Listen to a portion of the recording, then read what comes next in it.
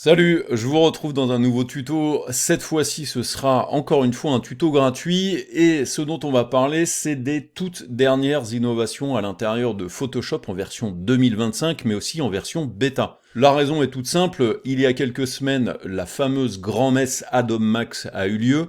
C'est l'événement de chez Adobe qui vous permet de découvrir les dernières fonctionnalités des logiciels et les prochaines technologies qui vont être intégrées dans la plupart des logiciels que vous connaissez dans la suite Adobe.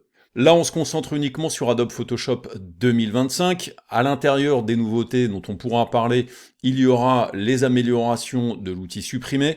Il y aura aussi le nouvel espace de travail qui est spécifique à l'intégration d'Adobe Firefly, l'intelligence artificielle générative d'Adobe à l'intérieur de Photoshop. Pour moi, la grosse nouveauté surtout, c'est un nouvel espace de travail 3D qui arrive à l'intérieur de Photoshop. Alors c'est encore un peu dans ses balbutiements, c'est quelque chose qui pour l'instant n'est disponible que dans la version bêta, donc on installera bien entendu la version bêta. Et donc la possibilité que vous allez avoir maintenant avec ce nouvel interface 3D, ça va être d'importer des objets 3D à nouveau dans Photoshop.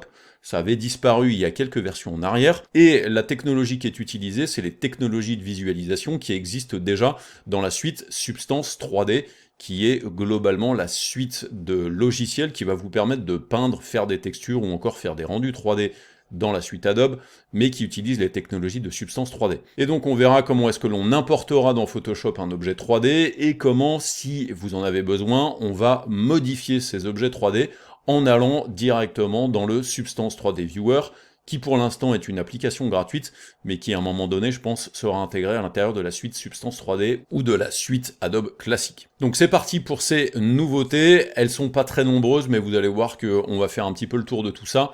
Gros morceau qui va être effectivement l'explication du 3D Substance Viewer. Le gros avantage de ce petit logiciel là, c'est que pour les gens qui par exemple veulent l'utiliser aussi en combinaison avec After Effects, eh bien c'est un outil supplémentaire qui vous permettra de modifier vos objets 3D beaucoup plus facilement. C'est parti, petite mise à jour de Photoshop et on part dans les nouveautés. Je vous parlais en introduction de l'événement Adobe Max, cette fameuse grand-messe qui permet de voir les prochaines fonctionnalités de vos logiciels préférés, de voir les technos qui ont été intégrés dans les versions standards de vos logiciels, ou alors les technos qui sont pour l'instant que dans les versions bêta, mais c'est aussi l'occasion de découvrir les technologies qui sont développées et qui ne sont pas encore intégrées dans les logiciels et qui vont arriver très bientôt.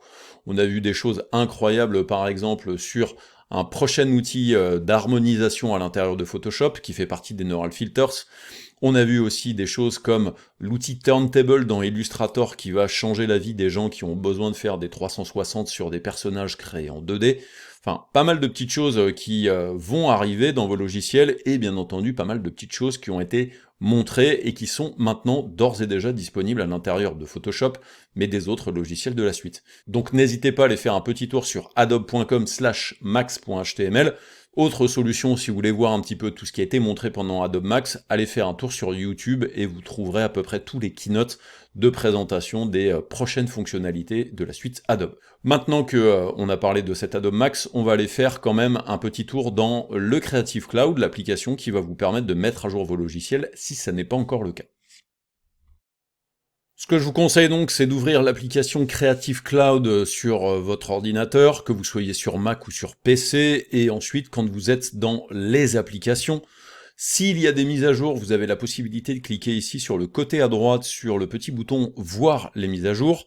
S'il y a des mises à jour à faire, vous avez même l'option « Tout mettre à jour ». Donc, si je fais « Voir les mises à jour », il me montre simplement les dernières mises à jour qui ont été faites.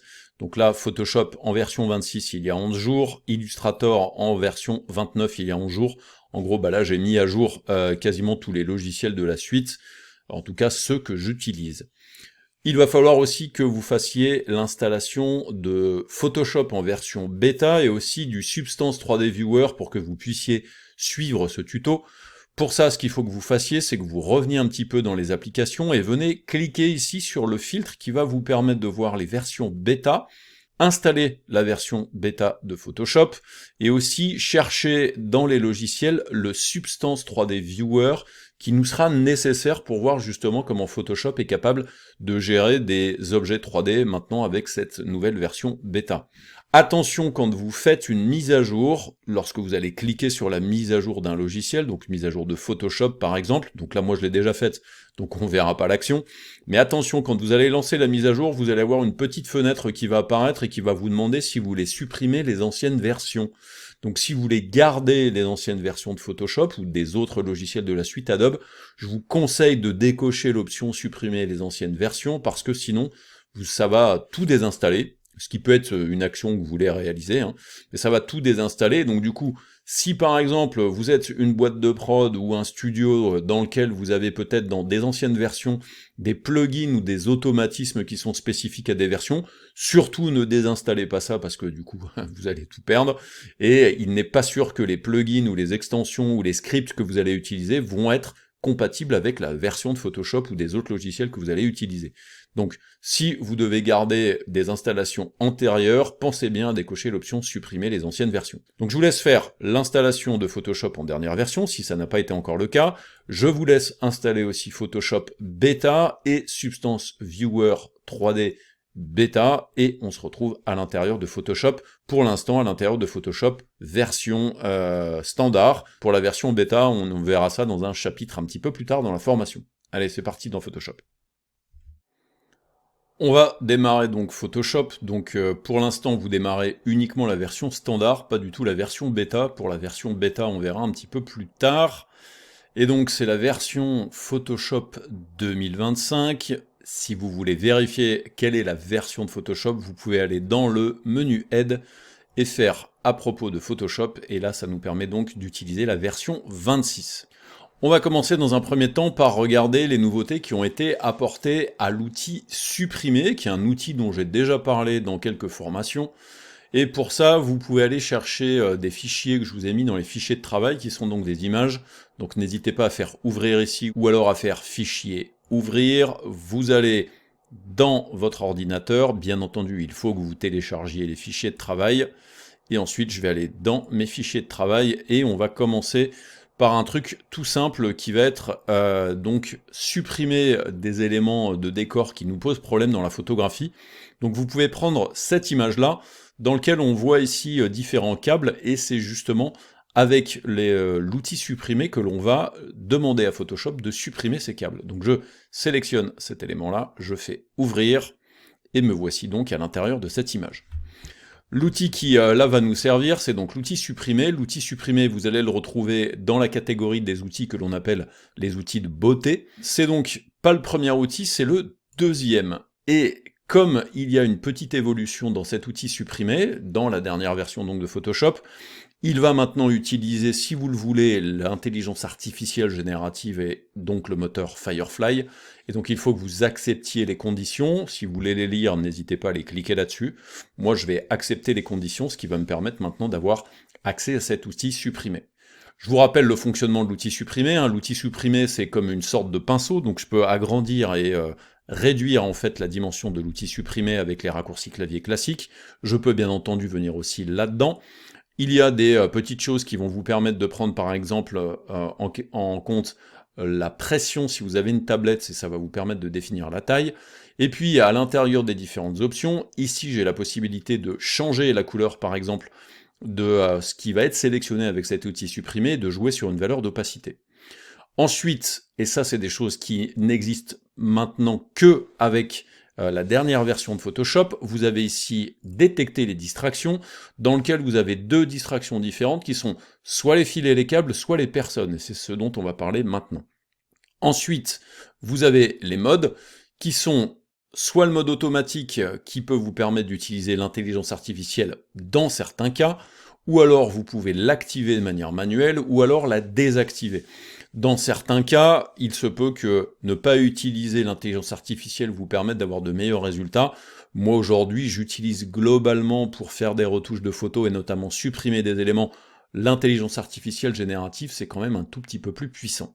Ensuite, dans les petites choses que vous pouvez aussi activer ou désactiver, Vous pouvez lui demander d'échantillonner tous les calques, et je vous conseille d'ailleurs d'utiliser cette option-là. Ça va vous permettre par exemple de venir ici, cliquer sur la création d'un nouveau calque. Alors j'ai ma tête qui est en plein milieu, je vais venir la mettre ici. Donc là je peux créer un nouveau calque. L'avantage de faire ça, c'est que ce qui va être créé grâce à cet outil supprimé va se trouver stocké dans ce calque 1, sur lequel vous pourrez faire des modifications, comme par exemple utiliser l'outil gomme pour supprimer certaines parties.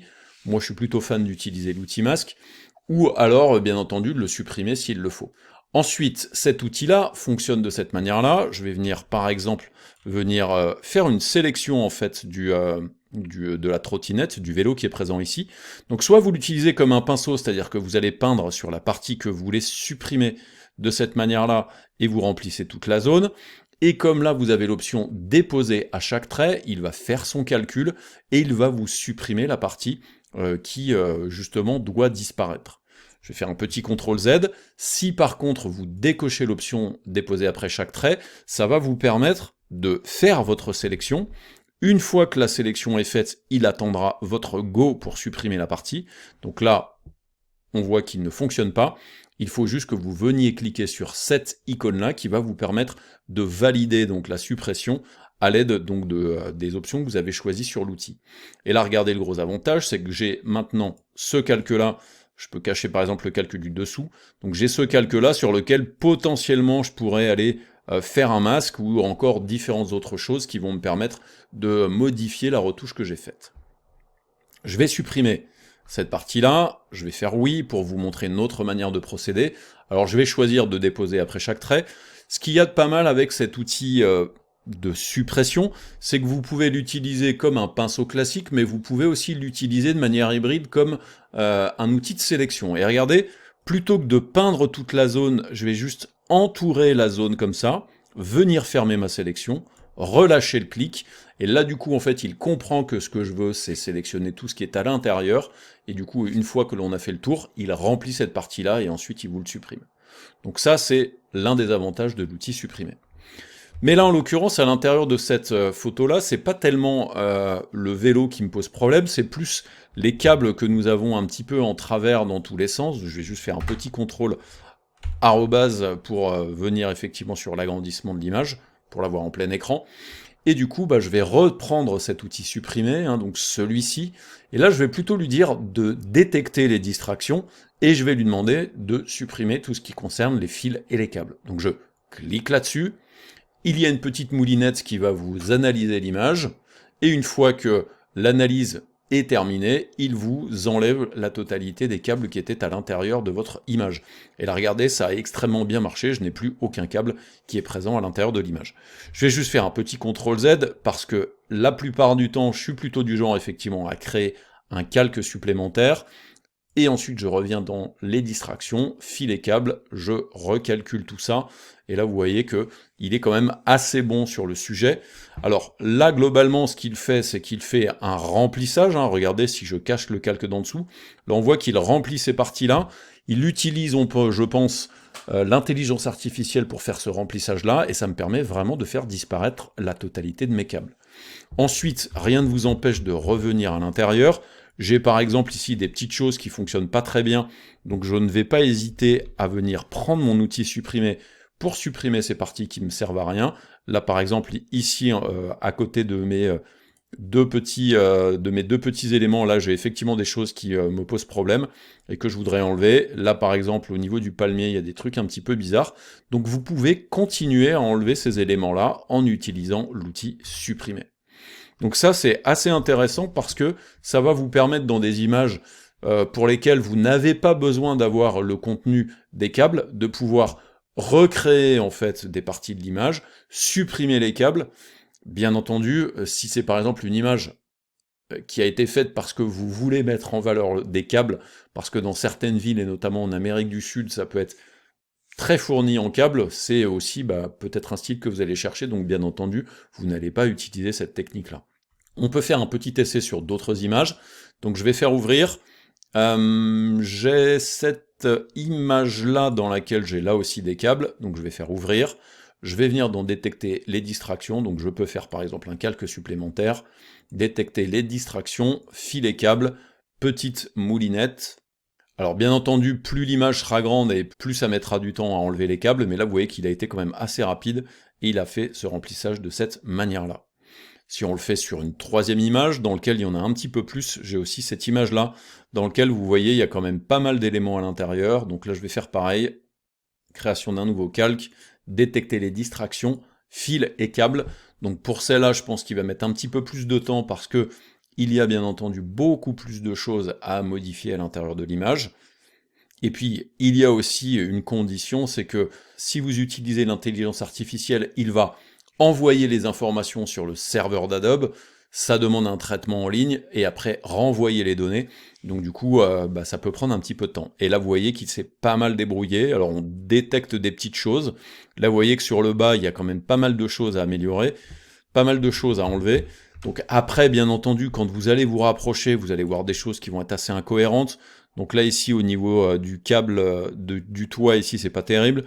Là, vous voyez que sur l'autoroute aussi, où on voit quand même pas mal de câbles, c'est pas terrible non plus, mais c'est quand même pas trop mal débrouillé. Donc n'hésitez pas ensuite à ajouter peut-être des sélections supplémentaires pour enlever des parties. Là, par exemple, cette partie-là ne me servait pas à grand-chose. Là, ici, sur le toit, il y a un petit truc un petit peu bizarre, donc n'hésitez pas à remettre un petit coup de petits supprimés par-dessus, et qui va vous permettre peut-être d'avoir des choses qui sont un petit peu meilleures. Donc ça, c'est la première possibilité de ce que vous allez pouvoir faire avec cette nouvelle évolution de l'outil supprimer, c'est supprimer de manière automatique les câbles et les fils. Dans distraction, vous remarquez qu'il y a aussi la possibilité d'enlever des personnes, donc ça va vous permettre dans une image d'enlever des personnes. On va donc aller faire un petit tour dans une autre image. Je vais choisir par exemple cette image-là. Je fais ouvrir. Et là du coup, je vais chercher les distractions et je vais cliquer sur personne. Et on va voir s'il arrive justement à trouver des choses. Alors là, le comportement est un petit peu différent d'avec les fils. Là, clairement, en fait, il vous met d'abord en surbrillance les choses.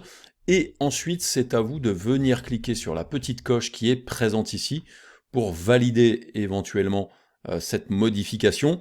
Ça vous permet, si par exemple il y a des choses qui n'ont pas été sélectionnées ou alors qui ont été sélectionnées que vous les désélectionnez, eh bien tout simplement d'améliorer la sélection. Donc là, il les a détectées, elles sont en surbrillance. Je vais venir cliquer sur la petite coche et on va voir s'il arrive à se dépatouiller avec tout ça. Donc là, je pense qu'il va utiliser l'intelligence artificielle générative pour s'en dépatouiller. Et là, regardez, c'est plutôt pas mal débrouillé. On devine juste ici là que sur la bande blanche, il y a quelque chose qui n'a pas été effectivement enlevé correctement. Regardez, je mets un petit coup de pinceau et hop, c'est réglé. Donc, plutôt pas mal. Lui, je vais l'appeler personne 1. Hop, je l'enregistre. Alors, j'aurais pu faire bien entendu, comme on fait depuis le début, c'est-à-dire privilégier la création d'un calque supplémentaire, ensuite détecter les distractions, les personnes. Là, il a trouvé, donc là par exemple, je vois qu'ici, il y a une petite partie qui n'a pas été sélectionnée, donc je peux l'améliorer à la main, je valide la modification. Là, vous voyez qu'il met un petit peu plus de temps que tout à l'heure, et là, il me l'a fait en un coup, ce qui est plutôt pas mal. Je vais donc le sauvegarder en tant que personne 1.jpg. On va le faire sur une deuxième image, donc je vais faire ouvrir. On va essayer de prendre un truc un petit peu plus compliqué. J'ai cette rue-là, par exemple, on va voir s'il va être capable de détecter les personnes là-dedans. Alors, attention, bien sûr, ça n'est pas miraculeux. Il y aura des fois où vous aurez des choses qui fonctionneront, d'autres qui ne fonctionneront pas.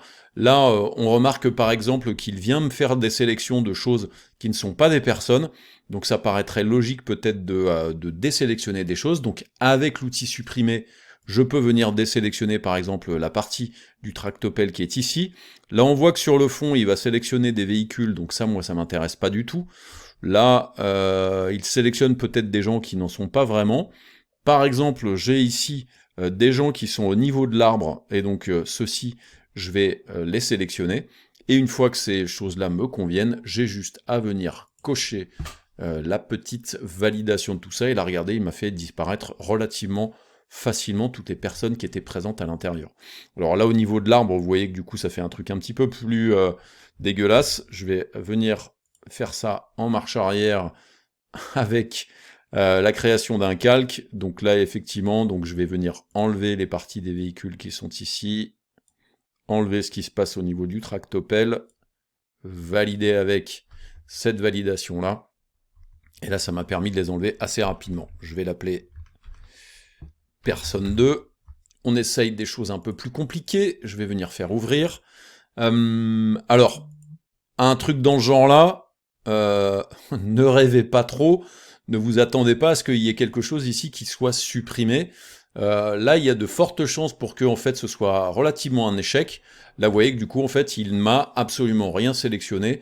Il y a beaucoup trop de personnes, donc ça n'est pas un outil miraculeux, bien entendu. Je fais un petit W, ne pas valider, on va aller en chercher une autre. Je vais aller chercher par exemple celle-ci, qui est un petit peu plus caractéristique. Donc là, vous voyez qu'effectivement, il y a des gens ici qui sont à différents plans. Donc est-ce qu'il est capable, par exemple, d'aller sélectionner toutes les personnes qui sont présentes là-dedans? Là, vous voyez qu'il sélectionne bien le monsieur qui est ici, des personnes là-bas derrière, mais il ne me sélectionne pas la dame devant, et il ne me sélectionne pas les gens devant.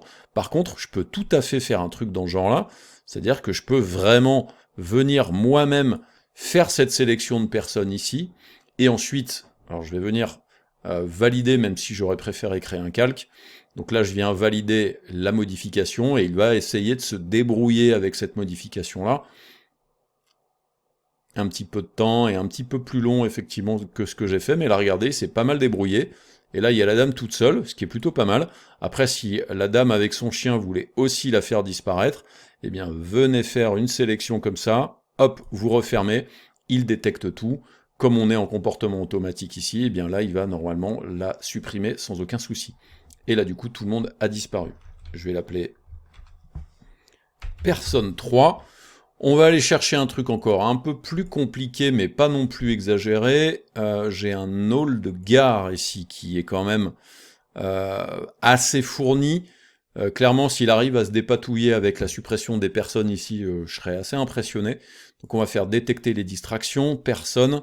Donc là, vous voyez qu'il a rempli la totalité en fait de l'image. Donc pour lui, c'est absolument pas possible d'enlever les personnes de cette manière-là. Donc là, du coup, je vais revenir en arrière là-dessus. Là, ce que je vous conseille de faire, faites-le plutôt de manière manuelle, c'est-à-dire que vous allez, par exemple, agrandir votre pinceau, vous allez venir faire une sélection de cette manière-là, pour que ça permette de sélectionner la zone que vous voulez supprimer, et vous allez le faire coup par coup, parce que là, l'outil n'est pas capable de le faire de manière automatique. Là, par exemple, il y a cette dame-là ici, pareil, je vais l'enlever. Ensuite, le monsieur qui est ici, etc., etc. Donc, privilégiez peut-être plutôt cette technique-là quand vous êtes sur des images qui sont aussi complexes. Alors après, attention, si c'est une image qui est relativement grande, avec une grosse résolution, faites attention parce que si c'est généré avec l'intelligence artificielle, la dimension globale de ce qui est généré par l'intelligence artificielle, c'est une image de 2048 pixels de large par 2048 pixels de haut. Donc en fait, les grosses réplications que vous allez faire risquent, si c'est trop gros, d'être pixelisé, ce sera pas très joli. Donc faites véritablement attention à ça. Mais là, globalement, vous voyez qu'en coup par coup, effectivement, je peux tout à fait y arriver. Donc voilà, le petit outil de suppression à l'intérieur de Photoshop, avec ses améliorations et avec son détecter les distractions, ça va nous permettre d'aller un petit peu plus vite dans les retouches de photographie.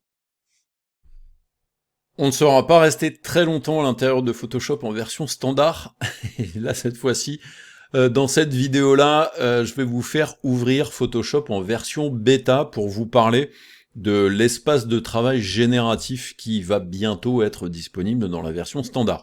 Mais pour l'instant, ça n'existe que dans la version bêta, donc je démarre la version bêta de Photoshop. Là, voici le splash screen qui est spécifique à cette version bêta, et j'arrive donc dans un Photoshop qui ressemble trait pour trait à celui qu'on a utilisé dans les leçons précédentes.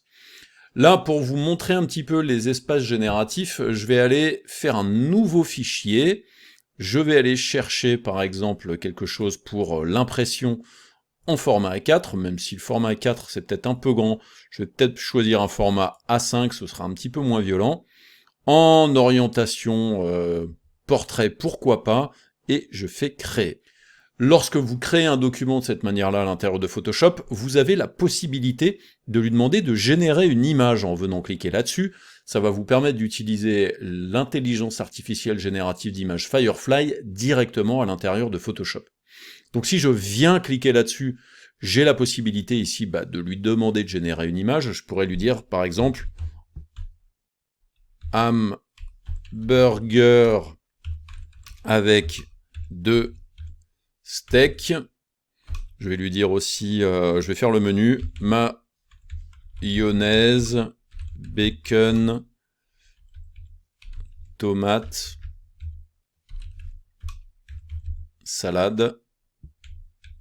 Je mets un point. Ensuite, je vais lui donner des indications par rapport à l'environnement dans lequel le hamburger va se trouver. Donc je vais lui dire, le hamburger est posé sur une table en bois d'acajou. Point. L'arrière-plan est gris foncé. Donc en fait, pour ceux qui ne savent pas comment est-ce que vous utilisez les intelligences artificielles génératives d'images, en gros, il faut que vous lui décriviez la scène, et plus vous allez être descriptif, meilleur sera le résultat. Donc je lui dis, l'arrière-plan est gris foncé, je vais lui dire ensuite, éclairage de type studio, par exemple, et je ferme le truc. Là ensuite, je peux lui dire, photo. J'ai la possibilité ici de lui donner différents effets par rapport à des courants artistiques spécifiques. Donc là, en l'occurrence, non, je veux ne pas mettre d'effet.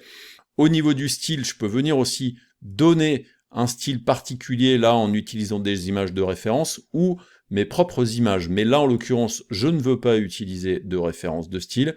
Et après, je peux cliquer sur « Générer ». Là, il me demande d'accepter les conditions d'utilisation de l'intelligence artificielle, puisque là, c'est la version bêta que je redémarre après installation. Petite moulinette. Il me fait le hamburger. Et ensuite, dans la fenêtre de propriété sur le côté, j'ai ici 3 propositions de burgers. Donc c'est bien posé sur une table en bois. J'ai bien, alors je lui ai dit 2 steaks, mais là sur celui-là, donc celui-là il y en a 2, c'est correct. Celui-là il y en a un et des brouettes, donc c'est celui-là qui finalement suit le mieux. Et on voit bien salade, mayonnaise, 2 steaks posés sur une table en bois avec un arrière-plan gris, donc il a fait exactement ce que je voulais. Je vais revenir un petit peu en arrière, où je vais faire un nouveau truc, je vais refaire en fait un format A5 comme tout à l'heure. Alors pensez bien, ce qui va vous permettre d'avoir ces options qui sont spécifiques à la génération d'images, au démarrage de votre fichier, faites bien en sorte d'avoir un contenu de l'arrière-plan qui est soit blanc, soit noir, ne le mettez pas en transparent, sinon vous n'aurez pas ces options-là. Donc je vais venir cliquer sur « Générer une image », et chose que je ne vous ai pas montré, mais tout en bas ici, vous avez commencé à utiliser l'espace de travail génératif, donc je vais cliquer là-dessus, et là je me retrouve en fait dans un espace qui est un petit peu plus grand, dans lequel je vais pouvoir en fait aller, moi, donner des informations spécifiques. Alors, je vais refaire un petit peu la même image que ce que l'on avait fait avant, je vais fermer l'espace génératif 2 secondes, je vais retourner dans l'image que l'on avait fait précédemment, qui est toujours ouverte dans mon Photoshop, et je vais venir dans la fenêtre de propriété, ici sélectionner mon prompt, donc tout l'élément contextuel que j'avais écrit, je fais un petit CTRL-C pour copier, je retourne dans mon document numéro 2, je vais venir cliquer sur « Générer une image » et je retourne dans l'espace génératif qui va me permettre donc d'avoir ces options qui sont un petit peu plus vastes. Là, du coup, ce que je vais faire, c'est que je vais descendre dans cette partie-là, qui est la partie dans laquelle on va décrire ce que l'on veut, exactement la même chose que ce que l'on avait précédemment. Alors sachez que cette interface est redimensionnable, hein, c'est-à-dire que vous allez pouvoir, bien entendu, lui donner un petit peu la forme que vous voulez. Et là, ici, je vais faire un CTRL-V pour copier le prompt que j'avais fait précédemment. Ensuite, dans les petites choses que vous allez pouvoir faire, vous avez ici la possibilité de chercher le ratio. Donc là, moi, je vais plutôt le mettre en 3/4. Et ensuite, j'ai d'autres options qui sont la possibilité d'utiliser des références, qui sont, cette fois-ci, référence de composition, qui est ce que l'on appelle une référence structurelle. Ça va vous permettre d'utiliser une image pour composer l'image qui sera rendue. Ça, c'est très intéressant parce que vous pouvez le faire avec une image que vous allez trouver sur Internet, dont vous avez les droits, bien entendu, ou alors des choses que vous auriez dessinées vous-même, et ça permet vraiment de créer la disposition de chacun des éléments à l'intérieur de votre génération. Et vous avez la référence de style qui va vous permettre d'utiliser une image pour styliser ce qui sera généré. Ça peut être une image qui vient d'un courant artistique, ça peut être une illustration, etc., etc. Là, moi, dans mon cas, je vais utiliser la référence de composition, je vais venir cliquer là-dessus, et je vais venir chercher cette image-là que je vous ai mis dans les fichiers de travail, qui est une image téléchargée sur Unsplash, donc image libre de droit, donc j'ai le droit de l'utiliser comme image de référence, parce que, attention, quand vous utilisez des images de référence à l'intérieur de Firefly, et donc de Photoshop aussi, il faut bien entendu que les images de référence que vous utilisez soient des images pour lesquelles vous avez des droits. Si vous n'avez pas les droits, là vous êtes en infraction par rapport au copyright. Donc attention à ça. Ensuite, quand vous utilisez une référence, vous avez ici un petit slider qui va vous permettre de jouer sur 3 positions pour que la référence de composition soit plus ou moins respectée. Donc là, du coup, c'est bon, j'ai mis ma référence. J'ai ensuite ici des effets, mais qui sont communs à ce que l'on a en fait dans les espaces classiques quand on génère une image dans Photoshop ou alors dans Firefly, et la possibilité aussi d'ajouter des variables. Alors ça, je le montrerai après. On va déjà dans un premier temps lui demander de générer des choses, donc je peux venir cliquer sur le bouton Generate. Après, vous avez 2 modes différents, soit le mode Fast qui va vous permettre de générer les images un peu plus rapidement, mais dans des qualités qui sont pas très bonne qualité, soit si je décoche cette option-là, là on va être effectivement à la pleine qualité de ce qui va être généré. Donc je reste en mode fast, je viens cliquer sur Generate, et puis on va regarder ce que ça donne. Donc ça peut prendre plus ou moins de temps effectivement à arriver, bien entendu ça ira beaucoup plus vite si vous êtes en mode fast. Là vous avez un petit prompt qui vous dit « N'hésitez pas à essayer différents prompts pendant que c'est en train d'être généré en arrière-plan, il n'y a pas besoin d'attendre ». Donc là, il m'a bien généré les différentes choses. Donc là, j'ai la possibilité en fait de voir chacune des propositions en cliquant sur l'image, et ensuite j'ai les 4 propositions qui arrivent là, et qui me permettent de voir ce qui a été généré. Lorsque vous êtes là-dedans, vous avez plusieurs petites choses aussi que vous pouvez faire ici. J'ai la possibilité donc d'ouvrir ici l'image, j'ai la possibilité de le rajouter par exemple à l'intérieur d'un nouveau document ou de documents qui sont déjà ouverts dans Photoshop, et je peux lui demander en fait de mettre les variations sur un seul calque ou sur des calques séparés. Donc ça c'est des petites choses qui sont plutôt pas mal. Bien entendu, si je fais Open, ça va m'ouvrir l'image différemment. Moi je suis plutôt fan effectivement du Add To, dans lequel on peut venir choisir le document dans lequel on va le mettre. On peut bien entendu mettre aussi l'image en favori en cliquant là-dessus, ou alors vous pouvez directement télécharger l'image en cliquant sur cette icône-là, qui va vous permettre de le mettre directement dans un dossier particulier. Vous pouvez aussi supprimer l'image, vous pouvez aussi avoir en fait à nouveau la timeline, ou alors le mode d'affichage détaillé, mais qui est exactement la même chose que de cliquer là-dessus. Vous avez la possibilité aussi de venir ici faire une petite coche, qui va vous permettre là ici d'avoir un menu contextuel. Vous avez 3 petits points ici qui vont vous permettre donc d'ouvrir les détails, mais c'est exactement la même chose que de cliquer là-dessus. On peut lui demander en fait d'utiliser tous les settings, d'utiliser le prompt. On peut lui redonner en fait, on peut faire en sorte que cette image-là soit une référence de composition ou une référence de style, et on peut télécharger cette image-là, l'effacer, ou alors signaler quelque chose. Là, on a vu un petit peu comment tout ça se passe. On va juste finir un petit peu avec cette interface spécifique. On va juste rajouter une variable en venant cliquer là-dessus. Donc si je clique là-dessus, ça me permet d'ouvrir 2 accolades, ce que j'appelle des accolades carrées, même si c'est pas ça le mot, et je peux lui donner des informations. Donc je peux lui dire, par exemple, fais-moi un arrière-plan rose, et ensuite je vais donner plusieurs informations, et si vous voulez qu'il y ait des variations, il faut que vous sépariez les variations avec une virgule. À l'intérieur, bien entendu, tout ça, donc je vais lui dire arrière-plan vert, virgule, CTRL V, arrière-plan bleu, virgule, CTRL V, arrière-plan, je sais pas, violet, par exemple. Donc vous pouvez donner autant de variables que vous voulez, et du coup, ça fait qu'il va générer à nouveau 4 images avec 4 propositions, donc on en génère 16. Donc si je clique là-dessus, là du coup, ça régénère encore d'autres images, avec donc des propositions qui seront au nombre du nombre de propositions que vous avez séparées par les virgules. Et regardez, maintenant j'ai bien arrière-plan rose, arrière-plan vert, arrière-plan bleu et arrière-plan violet. Donc ça, c'est le gros avantage des variables. Alors attention, alors vous pouvez bien entendu rajouter des variables. Attention, dans certains cas, il y aura des choses que vous allez mettre entre accolades qui ne fonctionneront pas, donc faites attention à ça. Donc là, du coup, ça m'a permis donc de générer un petit peu tout ça. Laquelle de ces images est la plus intéressante pour moi? Donc je peux venir justement dans la timeline, ce qui me permet de voir un petit peu tout ce que j'ai généré à côté. Donc là, il y a des choses qui sont intéressantes, mais sans plus. Je vais par exemple venir prendre dans les violets. Le violet, celui-là, a l'air d'être plutôt pas mal. Donc là, du coup, ce que je vais faire, c'est que je vais venir cliquer sur le Add to. Je vais pas le mettre dans le nouveau document, mais par exemple donc dans mon document 2. Séparé en calque, je fais Add. Il y a une petite moulinette, là, vous voyez que du coup, il fait effectivement l'addition de tout ça. Et là, regardez, bah, du coup, il m'a bien mis mon calque avec... Il m'a bien mis donc mon image à l'intérieur de mon document, comme je l'avais bien demandé.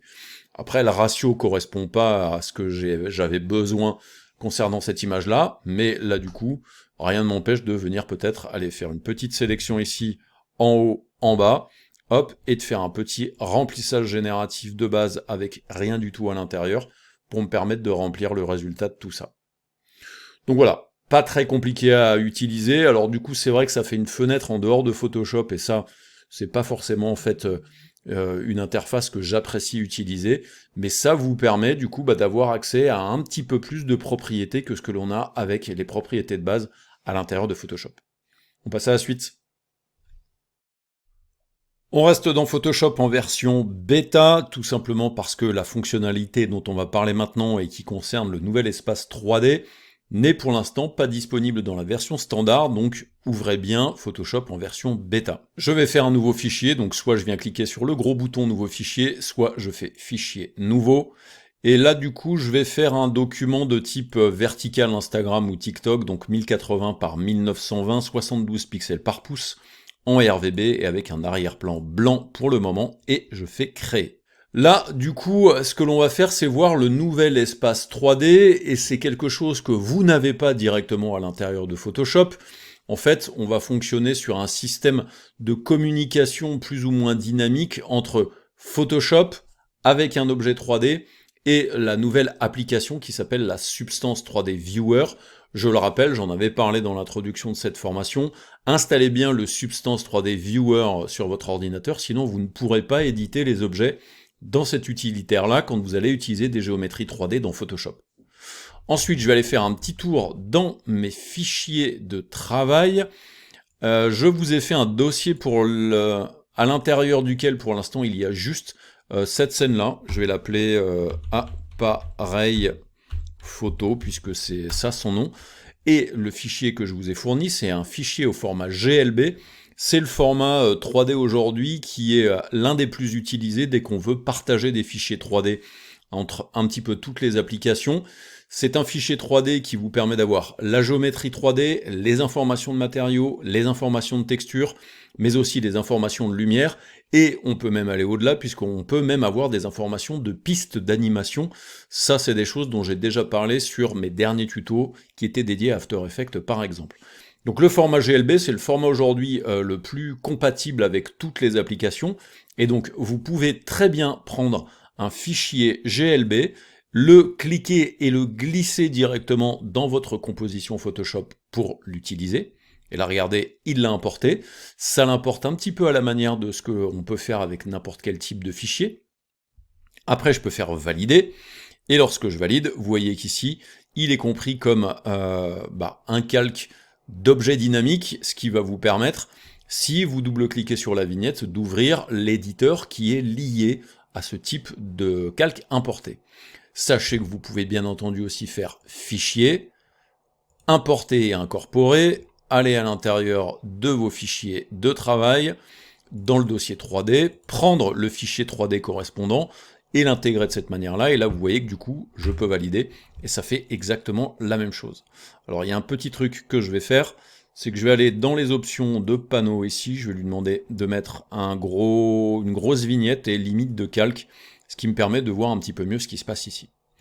Donc du coup, vous avez cet objet 3D qui est présent, c'est très bien, mais probablement que dans certains cas, l'intégration de cet objet 3D ne va pas fonctionner dans ce que vous avez besoin de faire, et vous voulez pouvoir l'éditer, peut-être changer son matériau, changer l'aspect des surfaces, peut-être changer l'éclairage dessus, récupérer peut-être une ombre portée, puisque là pour l'instant à l'intérieur de mon image, c'est juste un fichier 3D tout bête, avec une disposition qui ne me convient pas, mais aussi vous avez la possibilité dans le 3D Viewer de Substance, la possibilité aussi de faire encore plein d'autres choses différentes. Donc si vous voulez éditer cet objet 3D, ce que je vous conseille de faire, c'est de venir sur la vignette de cet objet dynamique, qui est donc un élément importé, je double-clique, et là, normalement, si tout se passe bien, si vous avez installé correctement le Substance 3D Viewer, vous devriez avoir maintenant la visualisation de votre objet à l'intérieur de ce Viewer.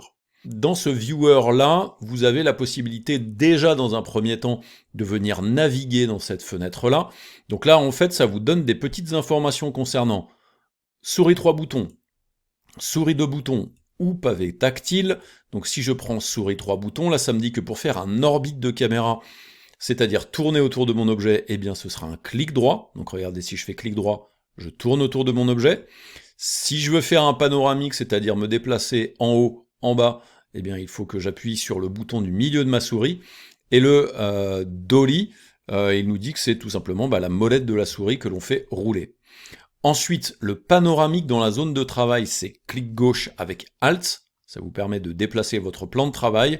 Et le zoom dans la zone de travail, c'est Alt et la molette de la souris. Voilà, globalement. Donc ça, c'est les petites options de navigation qui peuvent être utiles, effectivement, si vous voulez savoir comment vous vous baladez à l'intérieur. Sachez que là-haut, vous avez aussi la possibilité de lui demander d'ajuster, ou même encore de venir augmenter la dimension de la résolution d'affichage ici, ce qui pourra être assez intéressant. Ensuite, si on vient un petit peu sur le côté, donc là ici dans Fichier, j'ai Ouvrir, paramètres d'ouverture, ouvrir un dossier, ouvrir les fichiers récents, enregistrer, enregistrer sous, importer un environnement, exporter la scène, ce qui serait intéressant. Dans Édition, vous avez Annuler, Rétablir et Préférences. Dans les préférences, pour l'instant, pas grand-chose à faire. Je vous laisse en fait le laisser par défaut, ce sera très bien. Et ensuite, ici, vous avez une aide. Ensuite, si vous allez là-dedans, vous allez aller dans la page d'accueil du logiciel, donc je vous déconseille de le faire maintenant. Et vous avez ensuite ici un petit dossier. Quand vous allez cliquer dessus, ça va vous donner des indications, par exemple, sur l'élément qui est ouvert à l'intérieur de votre Substance 3D Viewer. Donc vous avez ici placé sur le sol, donc si l'objet a été déplacé d'une manière ou d'une autre, eh bien vous pouvez le placer sur le sol de manière globale. Alors attention, parce que sur certains objets, vous aurez la possibilité de sélectionner des parties indépendantes. Alors je vais zoomer un petit peu ici, et puis je vais venir zoomer avec Alt et molette de la souris pour qu'on voit l'objet d'un petit peu plus près. Donc là vous voyez, en fait je peux sélectionner ces éléments-là, tourner autour avec mon clic droit, et je peux venir sélectionner chacune des parties. Gros avantage de ça, c'est que ça peut vous permettre de faire des modifications dessus, et notamment des modifications de matériaux. Alors attention, quand vous sélectionnez en fait les éléments, des fois, toutes les options qui vont être placées sur le sol, placées sur l'origine, remplacer l'axe vers le haut, peut avoir en fait une petite problématique. Donc là, globalement, en fait, moi, c'est mon objet global qui doit être placé en fait sur le sol. Par contre, attention, regardez, si je le place sur l'origine, voilà ce qui se passe, en fait, il le fait rentrer en fait dans un sol virtuel pour le moment qu'on ne voit pas, donc c'est bien placé sur le sol que vous allez choisir. Ensuite, vous remarquez un truc, c'est que là en fait je ne suis pas du tout dans le cadre de mon image. La raison est toute simple, c'est que pour l'instant la résolution de base de la visualisation de l'objet 3D ne correspond pas à mon document. Donc on va descendre un petit peu plus bas parce qu'on a certaines petites choses, et vous avez notamment ici les options qui concernent les options d'apparence. C'est-à-dire que quand vous allez sélectionner une partie de votre objet, vous allez avoir accès ici aux matériaux qui composent l'objet. Un matériau, c'est un aspect de surface qui peut des fois être complémenté de texture. Et là, c'est ce qui se passe. Regardez, là j'ai une couleur de base. Si je viens cliquer dessus, ça me permet de voir la couleur de base. J'ai ici des informations qui vont concerner le métallique, donc c'est est-ce que l'objet est métallique ou pas, et ici la rugosité, c'est-à-dire l'option qui va me permettre de faire en sorte que ma surface soit plus ou moins lisse, et donc qui va perturber globalement les réflexions sur les surfaces.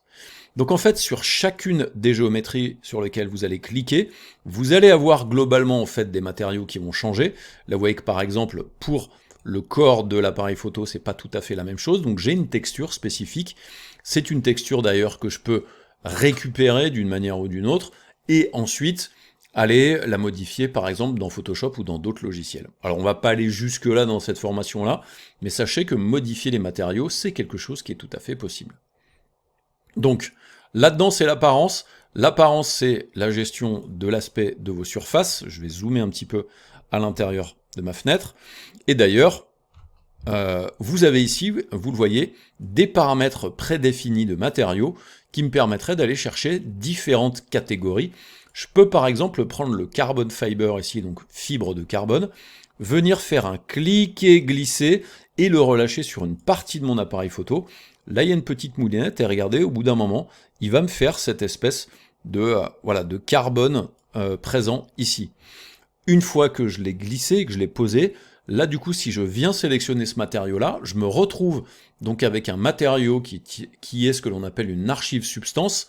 Donc ça, c'est des matériaux que l'on crée dans la suite Substance, qui est une suite à part dans la suite Adobe. Et là, du coup, je peux venir ici modifier différentes choses, comme par exemple, si je viens ici dans les options, je trouve que là, mon carbone est peut-être un petit peu trop petit, un petit peu trop grand, donc je peux venir ici lui mettre la valeur 5, et là, du coup, ça me permet, vous le voyez, de faire en sorte que mon carbone soit beaucoup plus petit, et du coup, me donne un aspect un petit peu plus sympa. Donc après, je pourrais encore faire la même chose, reprendre le carbone et le glisser directement là-dedans, et là, du coup, vous voyez qu'il me met du carbone sur à peu près toutes les surfaces sur lesquelles je le glisse, ce qui peut me permettre de changer complètement l'aspect de mon objet 3D. Là-dedans, il y a plein de choses. Vous allez pouvoir jouer sur le roughness. Donc le roughness, c'est des options qui vont vous permettre de modifier la rugosité du matériau, c'est-à-dire est-ce que le matériau est brillant. Regardez, là je le mets à 0, et là on voit bien l'image qui éclaire ma scène et donc le reflet dans la surface. Par contre, si je viens lui mettre du roughness, là vous voyez que du coup l'image devient floue, c'est-à-dire que ma surface est rugueuse, donc on voit un petit peu moins les choses. Ensuite, j'ai d'autres informations qui vont être le coating. Donc le coating, c'est une sorte d'effet de vernis, donc ça c'est quelque chose qu'on peut activer ou désactiver. Je peux venir ici sur le comportement du matériau qui va être métallique ou pas, donc c'est-à-dire est-ce que la surface c'est du métal ou est-ce que c'est plutôt pas du métal, donc il n'y a pas le choix, il y a deux options seulement. J'ai ici le roughness aussi qui va me permettre de venir jouer encore une fois sur de la rugosité, et j'ai encore tout un troupeau de paramètres, notamment les paramètres techniques en dessous, dans lequel là j'ai des options d'anisotropie, de hauteur, etc., etc. Donc je vais pas aller trop loin justement dans les modifications de ces différents matériaux, mais c'est pas très compliqué de changer les matériaux. Par exemple, si l'espèce de surface qui est ici, qui est une sorte de métal brossé, je veux le changer et je veux lui mettre du chrome à la place, je peux faire un cliquer-glisser du matériau, le balancer dessus, petite moulinette, et là vous voyez que du coup ça devient du chrome. Là-dedans j'ai différentes options, comme notamment la possibilité de venir jouer sur le Brush Intensity, ici, sur le niveau d'anisotropie, qui est un paramètre un peu spécifique, et je peux venir ici sur le roughness. Donc regardez, en quelques secondes, j'ai changé l'aspect de mon appareil photo. Alors je dis quelques secondes, on va dire plutôt quelques minutes, mais ça me permet de modifier globalement mon objet de cette manière-là. Donc ça c'est intéressant parce que ça va vraiment vous permettre de récupérer des objets sur internet, ou vous-même peut-être d'en modéliser, et ensuite à l'intérieur de cet outil-là, avoir la possibilité, lorsque vous avez ramené l'objet dans Photoshop, de pouvoir l'éditer si c'est nécessaire. Donc là, en l'occurrence, j'ai fait des petites modifications sur mon appareil photo, et du coup je veux pouvoir en fait l'afficher à l'intérieur de Photoshop, et donc le mettre à jour mon objet dynamique. Donc je vais venir cliquer sur vers Photoshop qui se trouve ici. Là, il est envoyé vers Photoshop, et si je retourne dans Photoshop, regardez ce qui se passe, il m'a bien mis à jour mon objet 3D. Ça, c'est pour la base de ce que vous allez pouvoir mettre en place dans le Substance 3D Viewer avec Photoshop. On va quand même aller un petit peu plus loin dans la leçon suivante. Alors, je vais supprimer ce calque-là. Vous remarquez quand même quelque chose, c'est que le calque, il est transparent, c'est-à-dire que tout calque que vous mettrez en arrière-plan, je peux par exemple lui mettre un calque de remplissage de type dégradé, par exemple, sur lequel je vais peut-être aller chercher dans la bibliothèque des petites choses dans les roses, par exemple. Je suis pas mal dans les roses en ce moment. Voilà, je vais faire un truc dans ce genre-là. Je vais lui demander de me mettre un dégradé radial, de l'aligner, l'ajuster au document, par exemple, d'inverser le calque, voilà.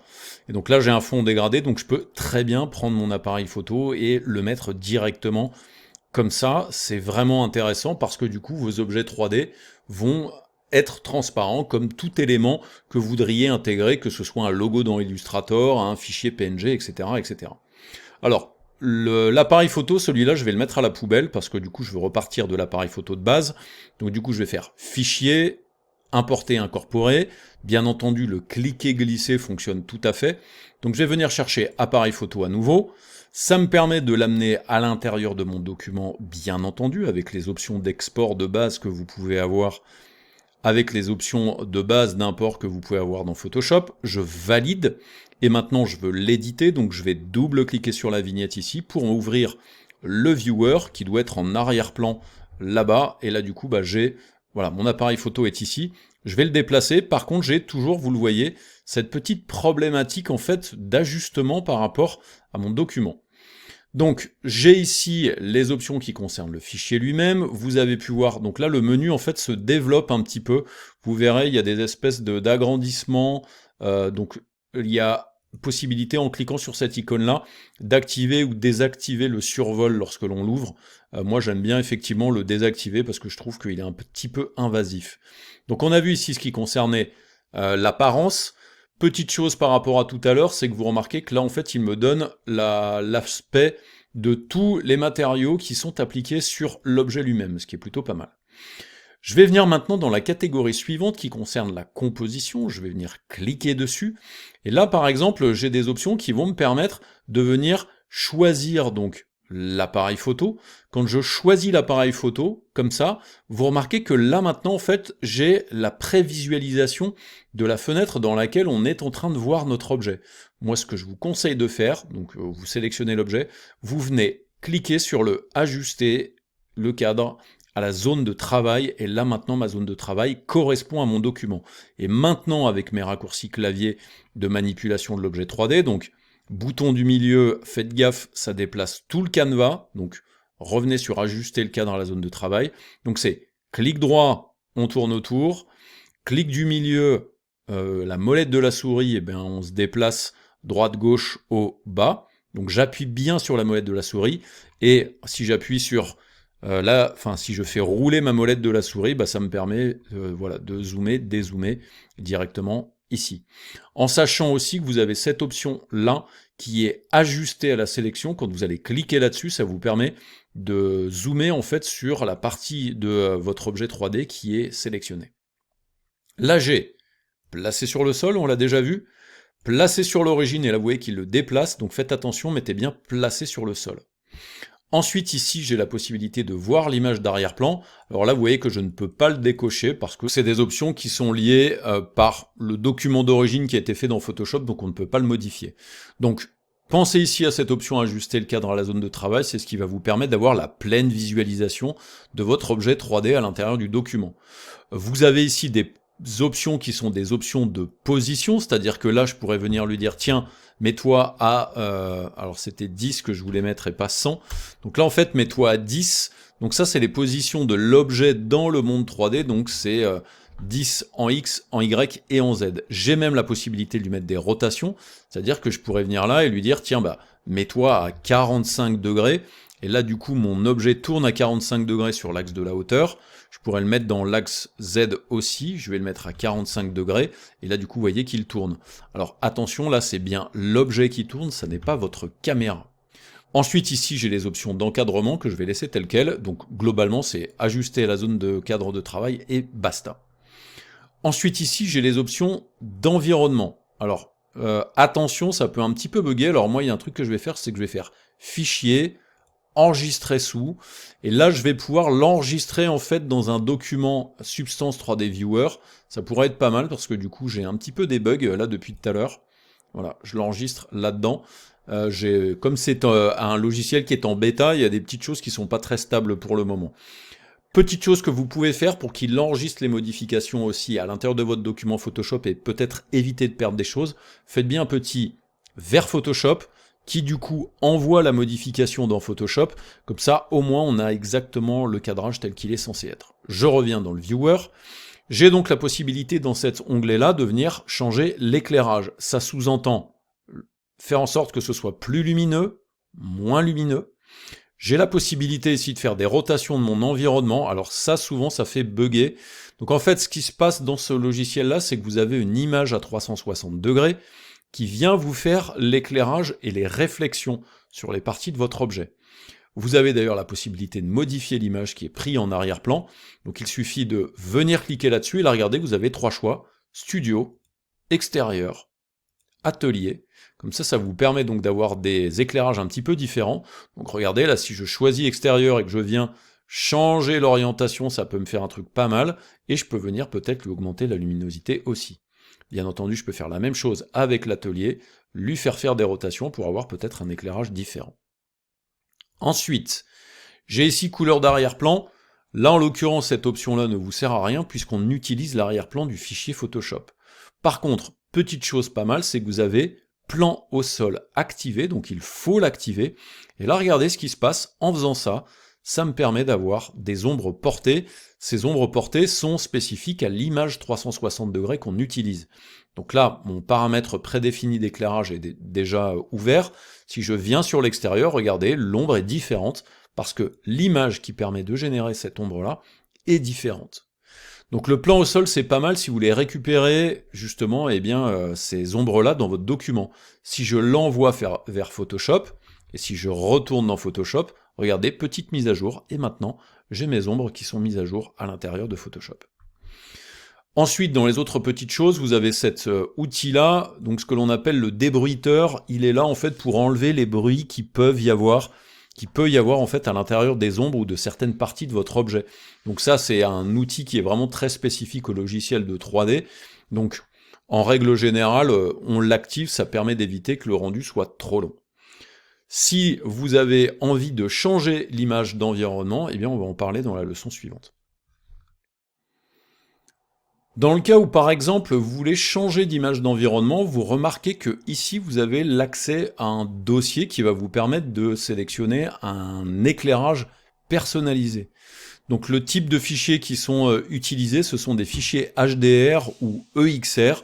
C'est globalement des fichiers que l'on appelle HDRI, c'est des images à 360 degrés qui stockent des informations d'image bien sûr, mais aussi des informations d'éclairage, et c'est ce qui permet de provoquer les ombres dans votre scène. Le site internet que moi j'utilise le plus et que je vous conseille, c'est un site qui s'appelle Polyhaven. Alors là, il a un petit peu du mal à mettre à jour le truc. C'est un site sur lequel vous allez pouvoir trouver des HDRI, donc c'est les images que nous allons utiliser maintenant. Donc vous pouvez aller dans la catégorie HDRI, mais bonne nouvelle, vous avez aussi des modèles, c'est-à-dire que si vous allez dans cette catégorie modèle, vous allez retrouver, donc pour l'instant il y a un peu plus de 300 modèles, donc ça ce sont des modèles 3D qui sont globalement importables à l'intérieur de Photoshop, en utilisant bien entendu la bêta. Donc notez ce petit site sur le côté, ça peut peut-être vous servir. Autre communauté qui peut être intéressante, et qui est une communauté qui vient de se créer, c'est la communauté qui s'appelle fab.com.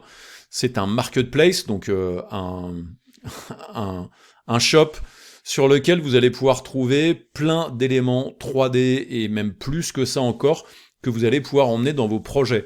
Donc en fait, c'est la fusion du marketplace de Unreal Engine, le moteur temps réel, le moteur de jeu, la fusion aussi d'un autre site qui était un site français qui s'appelle Sketchfab, qui était globalement le site que moi j'utilisais le plus pour choper des géométries 3D déjà faites au format GLB. Et ça regroupe aussi, pour pas vous dire de bêtises, Megascan aussi, qui est donc qui était un autre marketplace.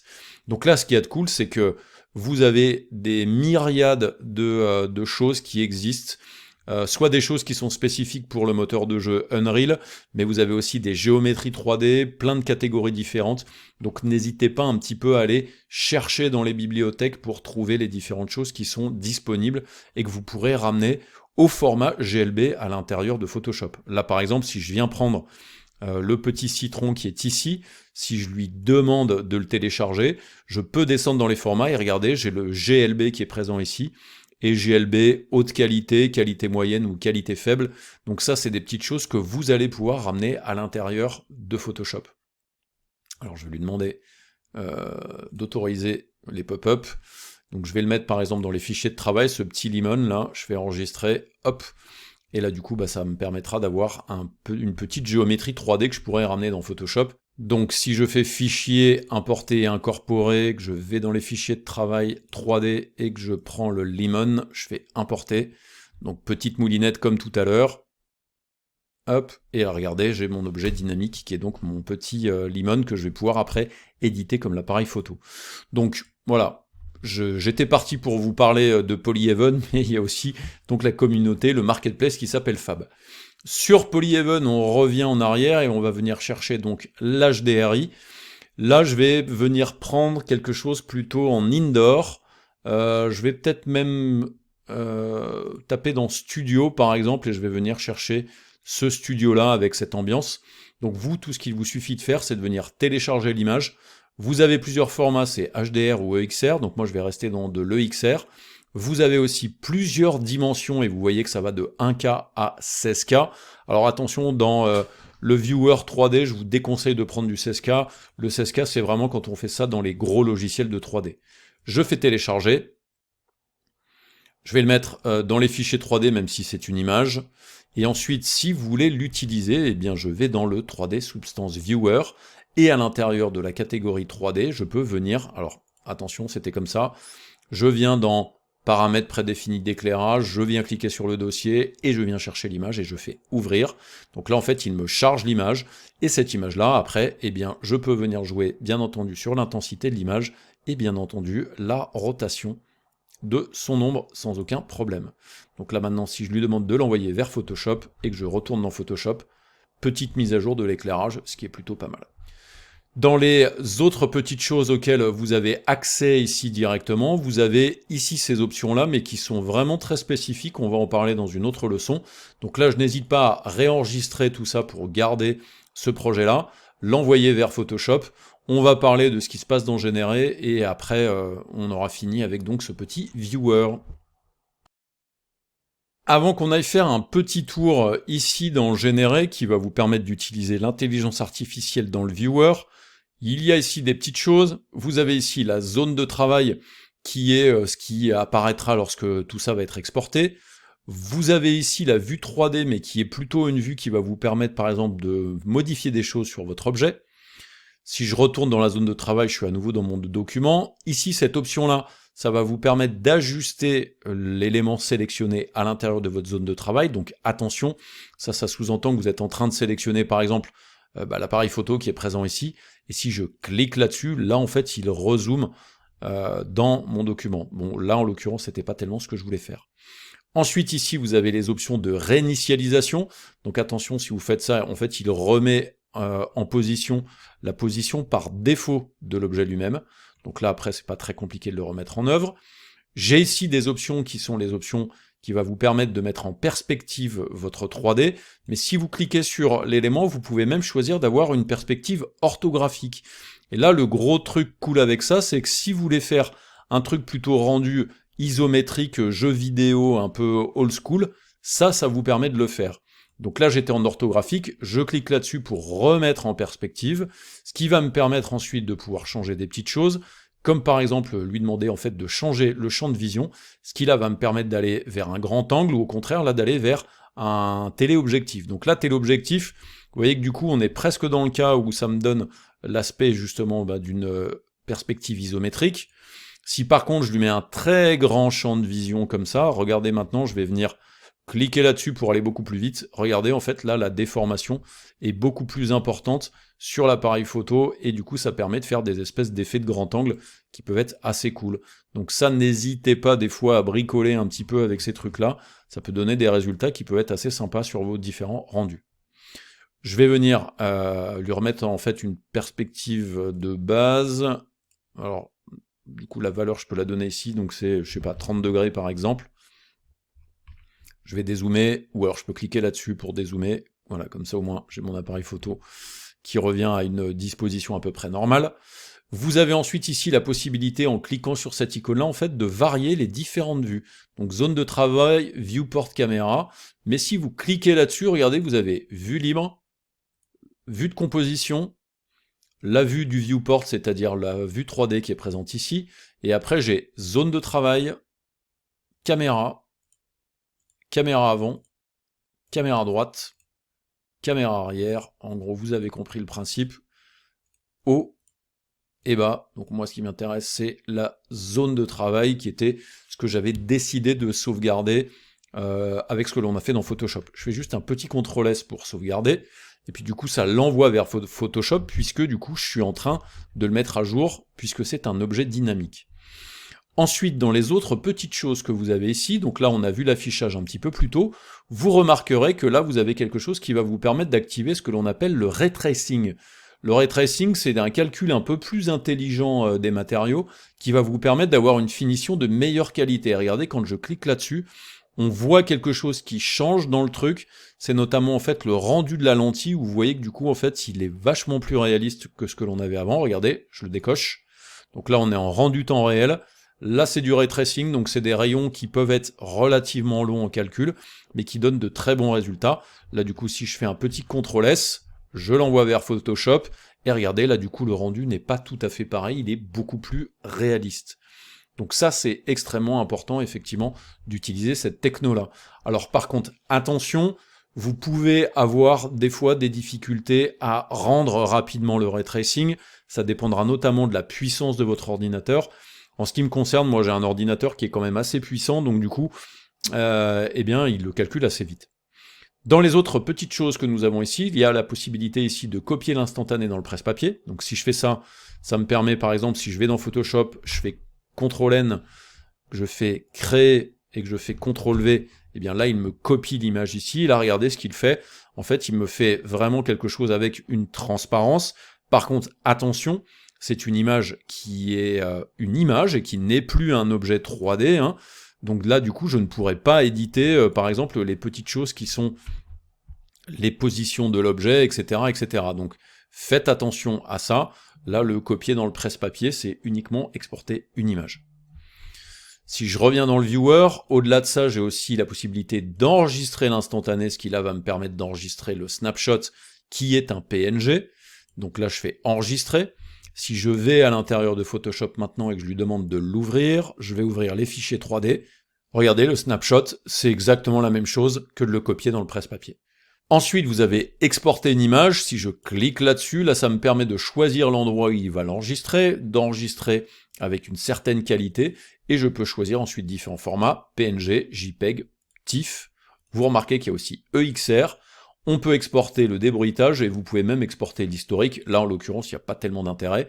Donc là, du coup, je lui demande de l'exporter.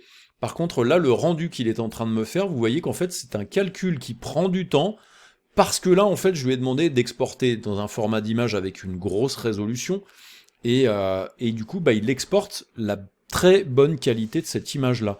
Donc là, c'est une notion que l'on appelle plus une notion de rendu, donc faites gaffe, c'est pas aussi immédiat que de l'envoyer vers Photoshop directement.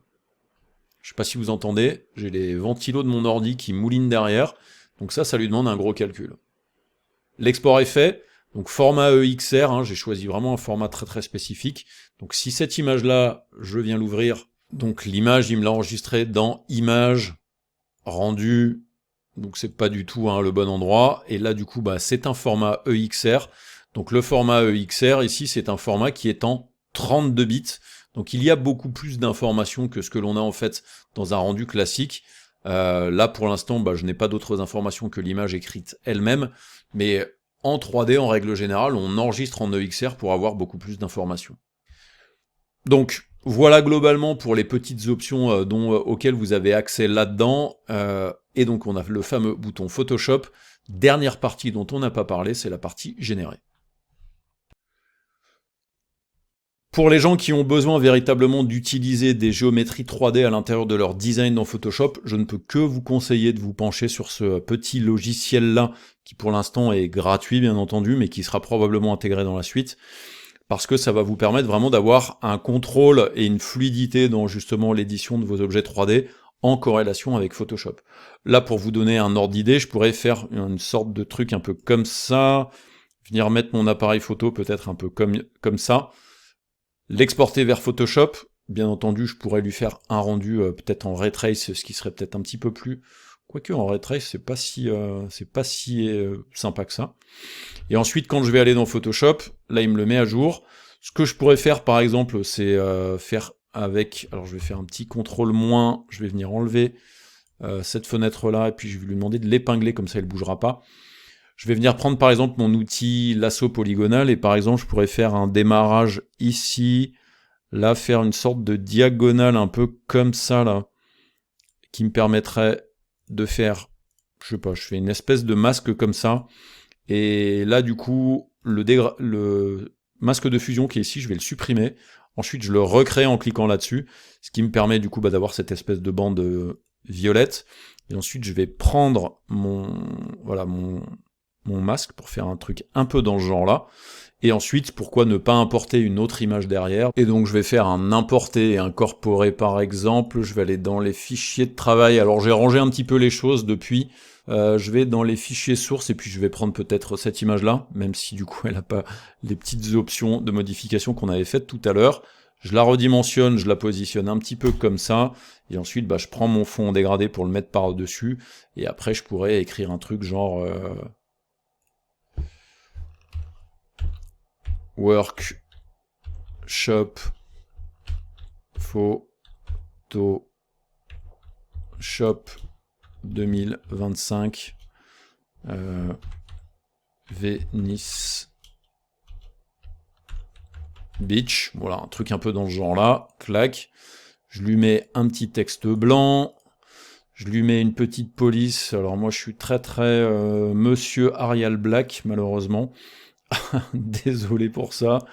Je vais aller chercher Arial. Chercher un bon Arial Black.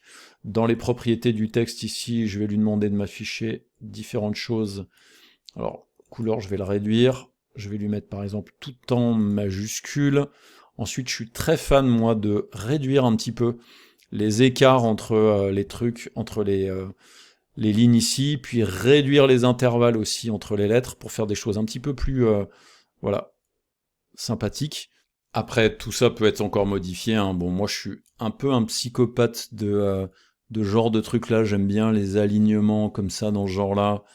Venir jouer sur les dimensions de police pour faire des choses assez graphiques. Clac. Ensuite, je vais en profiter pour retrouver en fait les interlignages, parce que sinon ça va me poser problème. Donc je change mes interlignages comme ça. Hop. Là, je vais prendre Venice et Beach, d'ailleurs, je vais prendre les deux. Augmenter leur dimension pour qu'ils soient un petit peu plus grands. Voilà. Venice, par exemple, comme ça. Le Beach qui est ici, là, encore une fois, modifier sa dimension, modifier son interlignage. Ici, là, ensuite, j'ai celui-là où je vais modifier l'interlignage comme ça. Voilà, comme ça me permet vraiment de faire, vous voyez, une construction un petit peu graphique dans ce genre-là. S'il faut que ce soit un petit peu chevauché avec l'appareil photo, eh bien, c'est tout à fait possible. Donc, voilà, des petites choses quand même assez sympas à utiliser pour vous permettre d'avoir un petit peu plus de possibilités de création graphique à l'intérieur de Photoshop. Donc ce petit 3D Viewer, plutôt pas mal effectivement quand vous voulez créer des documents dans ce genre-là par exemple. On va aller regarder les dernières options du 3D Viewer, même si globalement c'est pas forcément quelque chose que vous allez utiliser systématiquement. Les dernières petites choses auxquelles vous avez accès à l'intérieur du 3D Substance Viewer en version bêta, c'est cette option-là.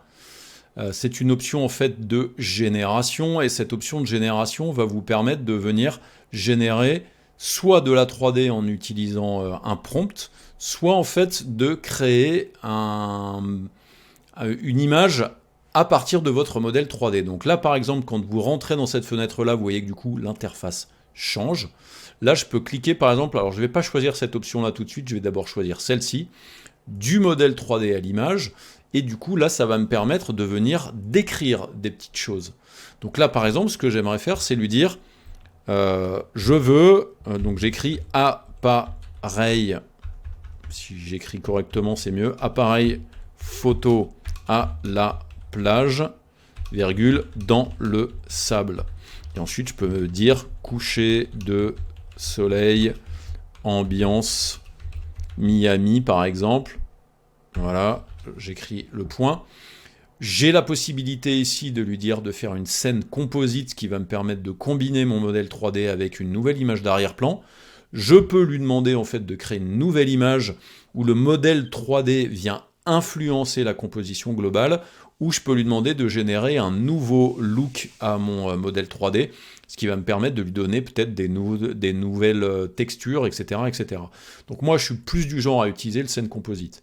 Ensuite ici vous avez un petit slider qui va vous permettre de faire correspondre la couleur de votre modèle plus ou moins par rapport au modèle d'origine, tout en prenant en compte ce qui se passe au niveau du prompt. J'ai ici la possibilité de venir chercher différentes choses, comme le type de contenu, est-ce que c'est du contenu artistique ou de la photo, et je peux enlever l'automatique et lui dire, bah non, c'est de la photo. Je peux venir ici choisir des styles qui sont en gros l'intensité visuelle, est-ce que c'est quelque chose qui doit être très stylisé ou pas très stylisé. J'ai la possibilité ici de chercher différents effets, donc les effets de concept, etc., etc., qui sont des choses qui viennent de Firefly. Je peux venir aussi lui dire, tiens, bah, mets-moi plutôt des couleurs vives, l'éclairage doit être plutôt spectaculaire, et la composition, bah, c'est des compositions qui sont en mode composition de caméra, donc moi je vais rester sur des choses qui sont assez classiques. Ensuite, rien de particulier d'autre à faire, vous cliquez sur générer, et là du coup en fait il va vous générer une image à partir des informations que vous lui avez données. Là où je trouve que c'est pas extrêmement clair, c'est sur ce qui se passe en fait au niveau de votre canevas. Là vous voyez que du coup en fait le canevas est globalement limité en fait à ce format-là. J'ai pour l'instant pas vu, enfin en tout cas pas pour l'instant, pas vu de possibilité en fait de gérer en fait la dimension du canevas. Donc là maintenant il vous fait 4 propositions, vous avez cette variation-là, cette variation-là, cette variation-là. Donc avec des petites modifications de votre appareil photo. Ensuite, si vous voulez télécharger l'image, vous remarquez que sur l'image ici, il y a un petit bouton télécharger. Donc vous pouvez choisir cette option-là et du coup l'enregistrer au format JPEG uniquement à partir d'ici. Attention, les options d'exportation d'image, elles, ne marchent pas avec ce que vous venez de faire ici. L'instantané ici, je n'ai pas fait le test, mais je vais faire copier l'instantané dans le presse-papier.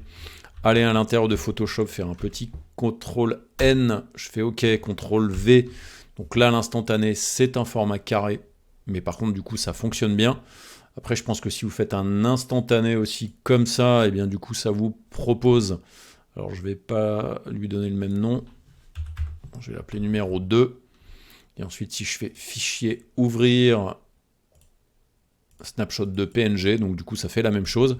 Par contre, attention, je le rappelle, exporter une image, ça n'est pas possible. Là, ça vous fait un rendu de la fenêtre, cette fenêtre-là, avec des... Donc si je fais ça, regardez, là on est dans des formats qui sont des formats spécifiques, avec différentes dimensions, je peux donner les mêmes infos que ce que j'avais donné précédemment, mais du coup, en fait, il va vous faire le rendu comme si vous n'étiez plus en fait dans l'image que vous avez générée avec intelligence artificielle. Je reviens en arrière pour vous montrer du coup l'autre option qui est du texte à la 3D. Alors attention, ça c'est une option qui ne va pas vous permettre d'envoyer des 3D potables dans Photoshop. Malheureusement, c'est même plutôt de très mauvaise qualité. C'est une fonction qui est pour l'instant vraiment en début de développement et pour l'instant ça génère des choses qui sont vraiment pas de très très bonne qualité. Pour vous donner un ordre d'idée, donc là du coup ce que je vais faire c'est que je vais fermer cette fenêtre là et là du coup il y a l'appareil photo tout seul.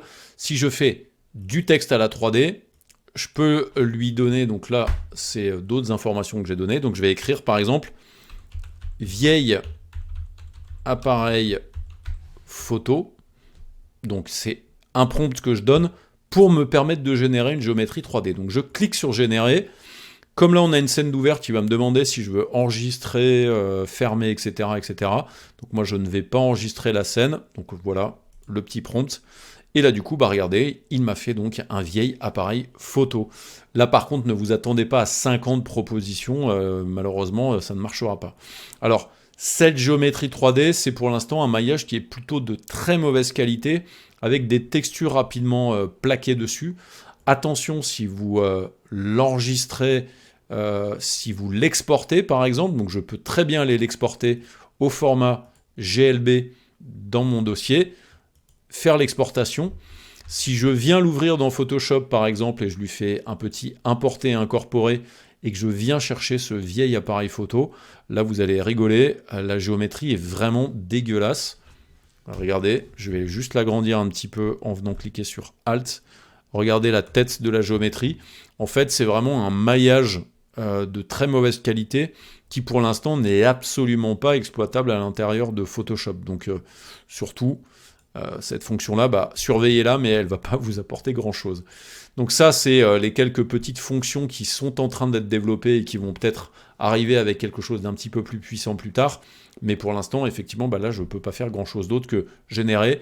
Vous voyez qu'ici, zone de travail ne me sert à rien, parce que ça, c'est quelque chose qui est vraiment spécifique à la communication entre Photoshop et le viewer 3D. Je pense qu'on a globalement fait le tour de toutes les options qui concernent ce Substance 3D Viewer. On a pu le mettre plus ou moins en application dans le petit exemple graphique que je vous ai montré avant. Donc on a globalement fini avec les options de Photoshop. On va pouvoir maintenant conclure cette formation. Ce petit tuto gratuit, alors je dis petit tuto, c'est pas tout à fait vrai, puisque maintenant c'est un tuto qui fait plus d'1 heure, donc ce gros tuto gratuit qui vous a permis de découvrir les nouveautés de Photoshop est désormais terminé.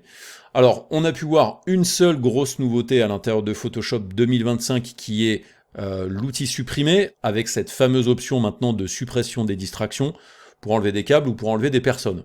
Et on a pu voir aussi que dans cet outil supprimé, maintenant il utilise l'intelligence artificielle, ce qui n'était pas le cas dans la version précédente.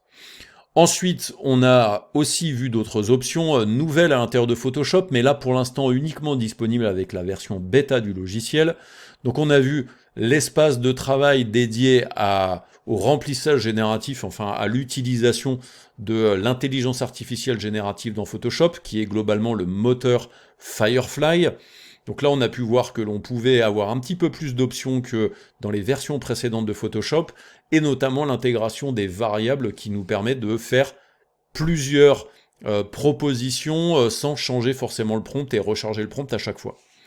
Et puis pour finir, on a vu aussi l'arrivée d'un nouvel espace de travail 3D, qui est ce que vous allez pouvoir retrouver lorsque vous importez une géométrie 3D dans vos documents Photoshop, et lorsque vous voulez éditer votre géométrie 3D, c'est le Substance 3D Viewer qui s'ouvre. On a pu faire le tour un peu de l'ensemble des options de ce logiciel-là, pour vous permettre ensuite de pouvoir créer des visuels 3D dans vos documents Photoshop.